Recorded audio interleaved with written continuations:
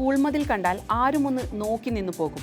കുട്ടികളുടെ ഭാവനയിൽ വിരിഞ്ഞ ശില്പകലകളാൽ സമൃദ്ധം. കുട്ടികൾക്ക് ഇഷ്ടപ്പെട്ട കാർട്ടൂൺ കഥാപാത്രങ്ങൾ, പുഷ്പങ്ങൾ, പാത്രങ്ങൾ, തെയ്യങ്ങൾ തുടങ്ങിയവ ഷഡ്ഭുജാകൃതിയിലുള്ള കളിമൺ ടൈലുകളിൽ ആലേഖനം ചെയ്താണ് മതിലിൽ പതിപ്പിച്ചിരിക്കുന്നത്.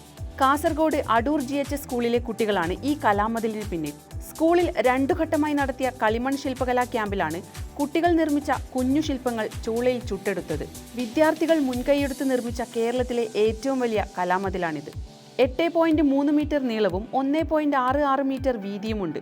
മതിലിൽ ടൈൽസ് ഒട്ടിക്കുന്ന പശ ഉപയോഗിച്ചാണ് ശില്പം പതിച്ചത്. തുളു ഭാഷയിൽ സൊറപറച്ചിൽ എന്നർത്ഥം വരുന്ന പട്ടാങ്ക എന്ന പേരിലാണ് കളിമൺ നിർമ്മാണ ക്യാമ്പ് സംഘടിപ്പിച്ചത്.